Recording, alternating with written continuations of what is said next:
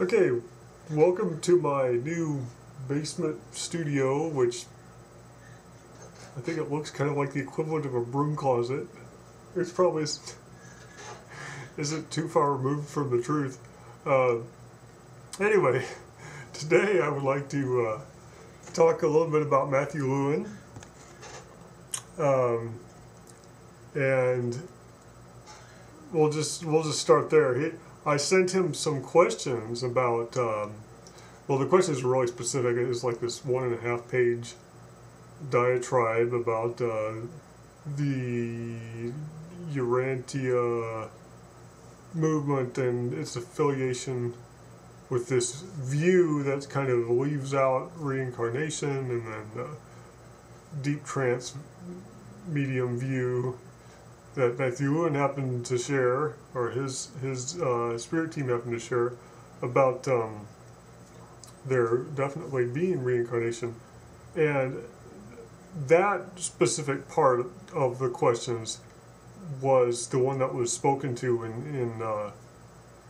I got two so far. I've gotten 2 replies back, and one of them was just kind of this portrayal of God and the nature of God, which was interesting, but didn't really speak to that point, at a direct level. But the other one was really interesting, and it was just specifically about reincarnation. And basically what it had to say was this. It said to view the soul as a glass, like an empty cup, like an empty glass. And with each lifetime, it said, that energy,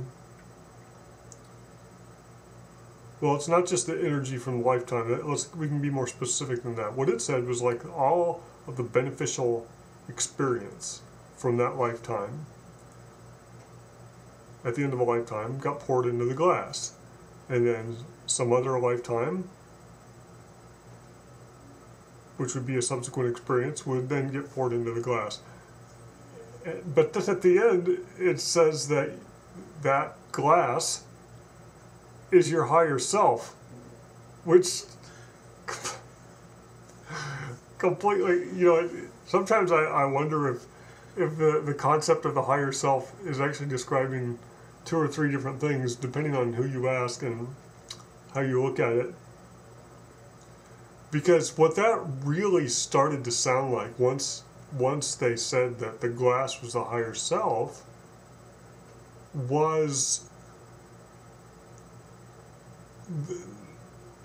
what Urantia portrayed as non-survival.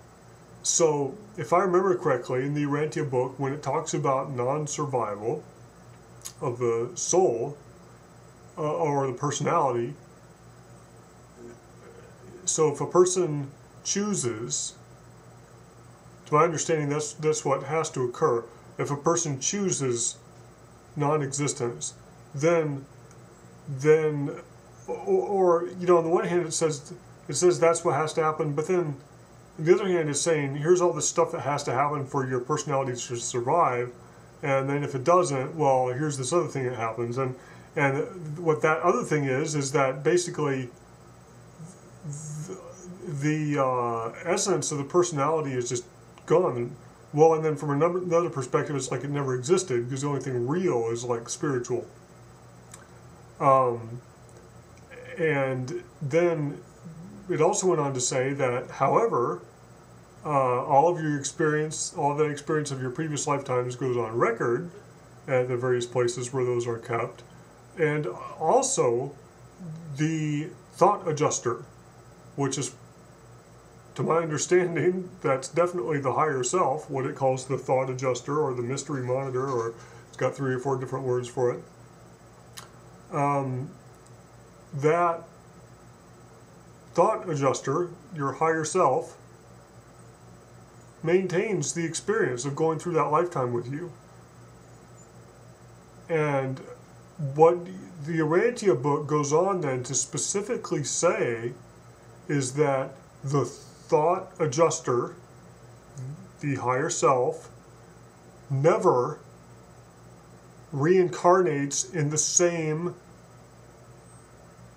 place. So like in the earth, it was specifically talking about Urantia, and it said that if a personality does not survive, the thought adjuster that was associated with that person will gain the experience, but it said it will not return to Urantia. It will go somewhere else.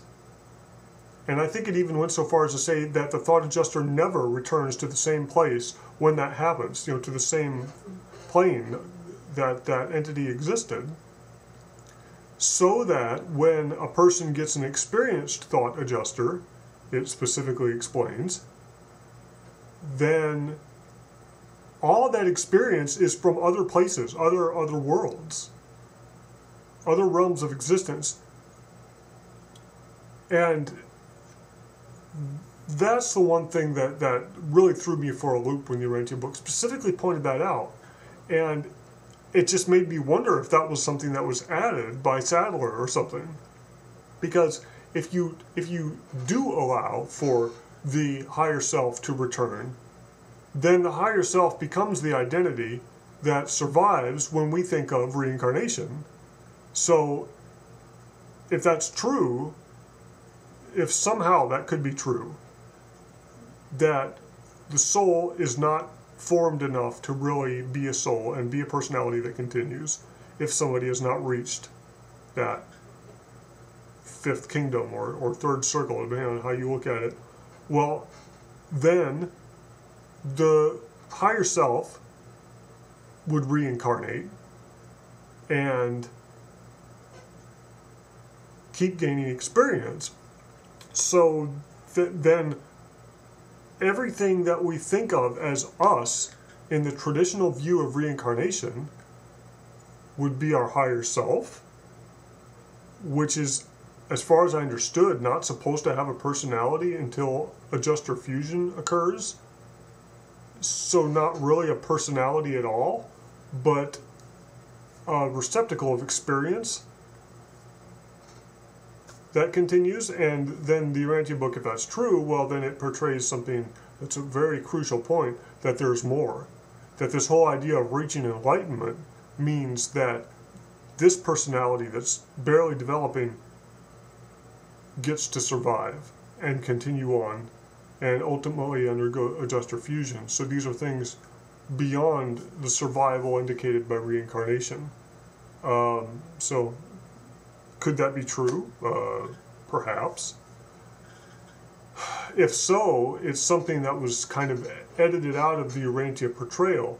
And that's something that would have been very easy for the spirit teams in the Urantia teaching mission to say when they were asked about reincarnation, but it's not what they said. Instead, they portrayed it as, well, imagine these energy fields that are in the fabric of space-time, and depending on which one you rub shoulders with, well, that's your past life, because that's what influences you. And it portrays this view that it's not really you, it wasn't your identity. Which, again, this whole thing reeks of, well, yeah, it's probably some experience carried by the higher self that you now have that was somebody else's, but it's, is that really it? Oh my God, it's like, in a way it gets less clear with time, but we get all these tantalizing clues. But what it definitely did say is that it was the Matthew Lewin reading, is that it was an insanely complex topic. And what the Urantia book says, which is one of my favorite things, I'm still just at the beginning. I read the little snippets here and there. I'm working my way clean through the thing. And in the earlier sections, when it's talking about cosmology, at the end of one of them, it takes the time to point out that chapter they had just said is just a small indication of just a small, tiny revelation of an infinitely huge cosmology. And then it goes on to say that the entire work, Urantia book, is just a small, tiny revelation. So make of that what you will, and I think I'll start another address here to talk about some other things. Till then.